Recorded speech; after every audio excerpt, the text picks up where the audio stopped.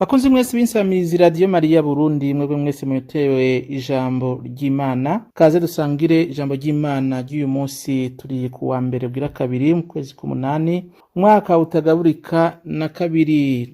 Turiko duhimbaza umweranda Karara Mweranda. Ijambo ry'Imana rikaba ari ijambo ry'Imana ry'uyu munsi, gisomwa ca mbere twikura mu gitabo c'amategeko igabane ca 10 karongo ka 12 gushaka karongo ka 22. Izaburi yitabiriza ico gisomwa ni Izaburi 147, nayo inkuru nziza tuyikura muri Matayo ikigabane ca 17 akarongo ka 22 gushaka karongo ka 27. Kaze muri kumwe na Padiri Jeremy Bukene akomoka muri diocese nkuru ya Bujumbura. Ivyo dusoma mu gitabo c'umuhanuzi Ozi, ngiriri yazwe n'umukama. Umukunzi wanje yampemukiye, ngira ndamuhendahende, ndamukwegere ahiherereye, ndamubwire iriri ku mutima. Nawe azonyitaba nko mu gihe yari akiri muto, nk'umunsi yaduga avuye mu gihugu ca Misiri. Nzokwirehereza ubu wanje imyaka yose, uzombera umugenzi, nanje nkugabira ubutungane n'ingingo, nkwakirana urukundo rwuzuye igishika. Uzombera umugenzi, nanje nkubere intahemuka, ucumenya umukama. Iryo ni ijambo ry'Imana. Nguyu umukwe arashitse, ingo musanganire Kristo. Nguyu umukwe arashitse, ingo musanganire Kristo. Nyumviriza mwananje, itegereze kandi nuntege ugutwi. Umwami azoheza yifuza ubutore bwawe, niwe mukama wawe, kubita ibifukamiro imbere yiwe. Nguyu umukwe arashitse, ingo musanganire Kristo. Umwigeme w'umwami bamushikanye ibwami, yambaye ibisayangana bisharijwe n'inzahabu, bamujana ikare. Nguyu umukwe arashitse, ingo musanganire Kristo. Injoreke zamugenewe ziramukurikira, bose binjiranye urweze n'akanyamuneza mu ngoro ibwami. Nguyu umukwe arashitse, ingo musanganire Kristo. Abana bawe bazosubira mu kirenge c'abasokuru, uzobagira bene intara n'ingoma. Nguyu umukwe arashitse, ingo musanganire Kristo.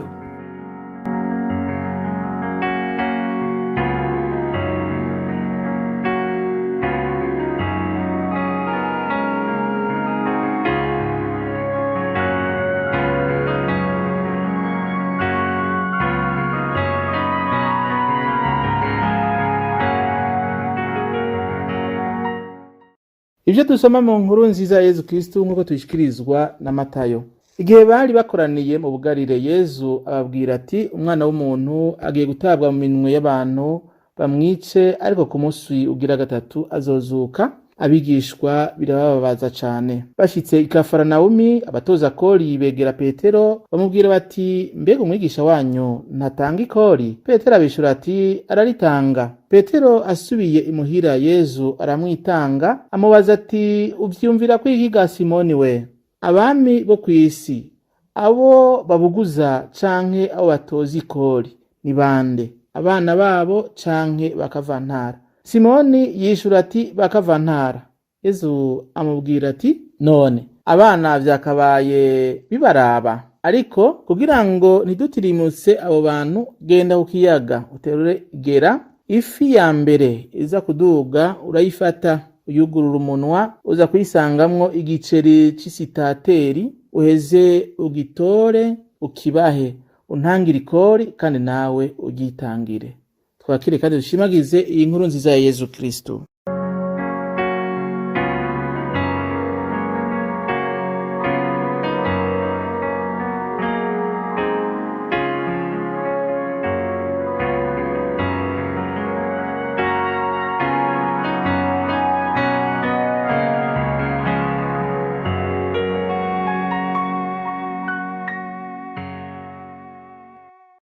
Israeli we, kugira ngo uroranirwe, ubaha umukama.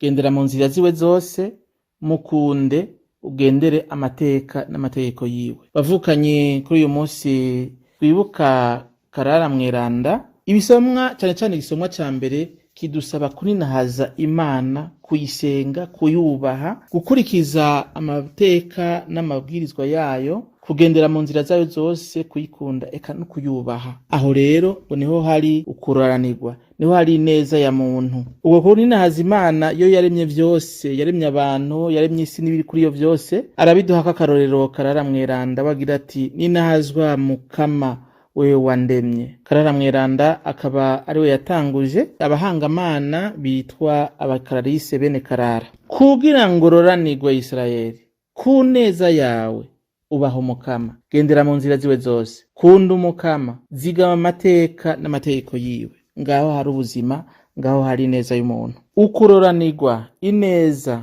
nivyo umuntu wese arondera. Musa agira ati ukuroranirwa biva ku Mana. Ku muntu rero ukuroranirwa ni kugira ubuzima, kugira amahoro, gutekanirwa, kugira urukundo, ubumwe mu miryango, mu nshuti, mu babanyi eka no mu gihugu. Mu vy'ukora ukumva uraroraniwe. Biragoye cyane yuko umuntu ashobora kuroranirwa atari kumwe n'Imana, ntivyokunda. Agostino Mweranda niwe agira ati Mukama waraturemye uratwiremera, maze natwe ntituzoshobora kuruhuka tutaruhukiye muri wewe. Bivuga yuko kugira ngo umuntu agire amahoro, aroranirwe, yumve yuko atekaniwe, ategerezwa kwa mu Mana mu vyo akora vyose. Dushobora kwiruka mu ibintu bikadushikiriza ibindi, ivyo bindi bikadushikiriza ibindi, mugabo Imana niyo ishobora kuzuza umutima wa muntu. Turarima tukimbura, tugashobora tukaronka amafaranga, tukaja kw'isoko tugasuma ibintu, tukagura ivyo twambara, tukubaka aho tuba, ivyo tugenderamwo, tukibungabunga, ariko ku mutima Imana niyo ishobora kudutunganiriza. Cyo gituma Musa agira ati tuvyumve kumwe Isirayeli, tutabeshanye. Ntushobora kuroranirwa utubaha Imana, utagendera mu nzira ziwe, udakunda Imana, utazigama amateka n'amategeko y'Imana. Ico gituma uzobona abantu bashobora kuba bafise amafaranga, batunze ibintu, bafise n'abagenzi benshi bagendana, ariko ugasanga nta mahoro bafise, ntibatekaniwe. Nuvuga yuko mu buzima bwabo urutonde ruba rwaratakaye. Imana itegereza kuba iya mbere, kibanza c'Imana gitegereze kubaho, hama haze ibindi bintu bijanye nyene no kwakira Imana, amahoro, urukundo, ubutungane, ukuri. Ivyo nivyo Imana idusaba mu mateka n'amategeko yayo, nivyo idusaba mu kugenda mu nzira zayo, eka no gukunda Imana nyene. Ivyo nivyo bitunga umuntu, nivyo bigize umuntu, nivyo bigira ubuzima bw'umuntu. Musa rero ati Imana urayizi Isirayeli, ivyo yakoze urabizi. Ivyo yakoreze kwa Faraoni, aho yagucishije mu kiyaga gitukura, amazi yaguhaye avuye mu gitandara cibuye, amana wafunguye, akanyama wariye mu gahinga, kubona utsinda ibishirikare kandi vyiteguye neza, kubona waragwiriye mwagiye mu Misiri muri 70 mukagaruka muri igihugu gikomeye. Ivyo vyose n'ubwiza bw'Imana. Imana niyo yaremye ibi vyose tubona, niyo yakuremye. Ni Imana niyo iduha ibi vyose twita ngo ubutu isi n'ibiri kuri yo vyose, biri mu mazi, biri mu kirere, amashamba, ibiri munsi mu kuzimu, vyose ni Imana yabiremye. Rero Imana nta bintu bitangaza, ivyo twita tutangarira ngo twatoye, bijya ivyo ni Imana yabiremye. Niyo ikwiye kurinahazwa rero kubw'ivyo, niyo ikwiye gusengwa, niyo ikwiye guhezarirwa, niyo ikwiye kumenyekana ubu no mu myaka yose. Icubero c'Imana nta wundi muntu ashobora kukironka.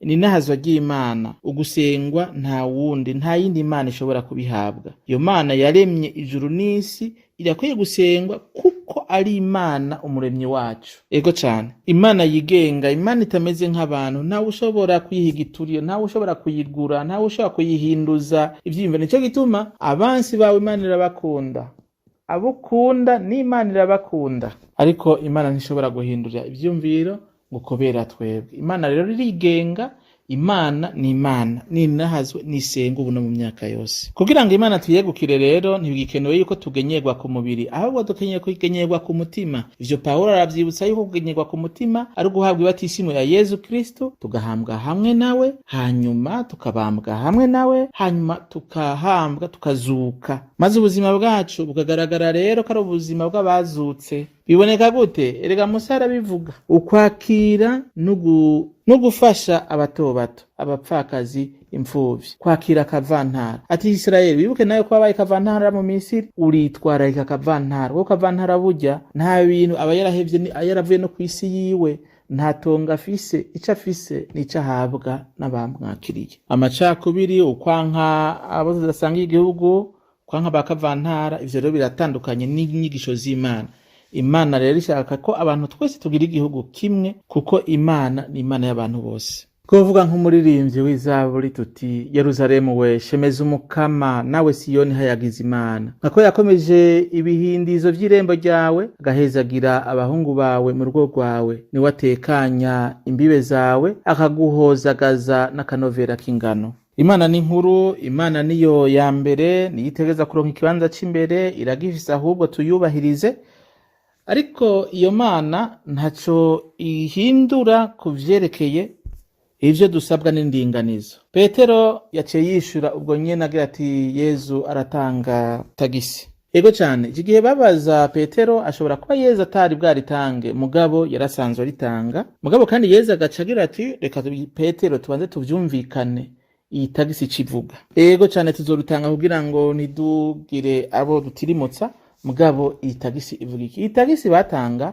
yari tagisi yashinzwe kubera Imana ibisavye bariko baratahuka, mbere na Isidrasi ararigarukako kugira ngo rifashe ingoro y'Imana. Ariko bariko baratahuka Imana yari yababwiye iti bazotange umwe wese azotange iyo shikanwa kugira ngo umwe wese acungure ubuzima bwiwe. Umviriza ingene bivugwa. Igihe uzokwandika bene Isirayeli ngo harure uko bangana, umwe wese azohereza umukama incungu y'ubuzima bwiwe igihe bazoba bariko baraharugwa, gutyo nta mahano azobashikira muri ico gihe ciharugwa. Yezu rero afise inyigisho ashaka ko twigisha. Bwa mbere na mbere abanje kwifatanya na Petero ati genda urobe ifi hanyuma mu kanwa ukureyo isitateri amadarakume 4. Isitateri yari amadarakume 4, umuntu wese atanga amadarakume 2.